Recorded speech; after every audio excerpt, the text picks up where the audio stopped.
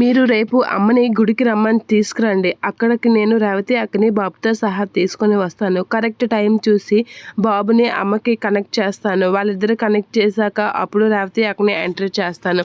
నా plan work out అయితే ఖచ్చితంగా అమ్మ బాబు ఎఫెక్షన్తో రేవతి అక్కని క్షమించవచ్చు అని చెప్పేసి రాజుతో అంటూ ఉంటాడు. ఇదేదో బాగుంది రాజుగారు అని చెప్పేసి కావ్య అయితే సరే అని చెప్పేసి అయితే అంటూ ఉంటుంది. ఇక రాజు అలా అనేసి తన ప్లాన్ అయితే చెప్తూ ఉంటాడు. బామ్మ వీళ్ళిద్దరైతే సరే మీకు నచ్చినట్లుగా చేస్తాను, ఖచ్చితంగా అత్తయ్య గారిని ఒప్పించి గుడికి తీసుకొచ్చే ప్రయత్నం చేస్తాను అని కావ్య అంటూ ఉంటుంది. ప్రతి శుక్రవారం మనం కలిసే గుడికి వెళ్ళాము, కానీ ఈ శుక్రవారం ఏంటో పిలవకుండా వెళ్ళిపోయారు అని చెప్పేసి కావ్య అంటూ ఉంటుంది.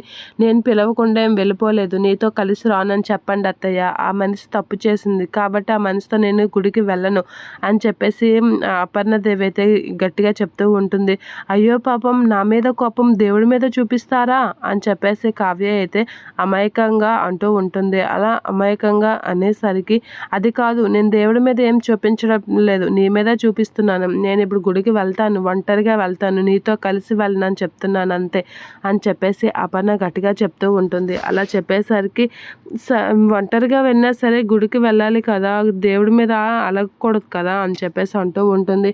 నాకేం నువ్వు చెప్పక్కర్లేదు, నాకు తెలుసు అని చెప్పేసి అపర్ణ అయితే గుడికి వెళ్తూ ఉంటుంది.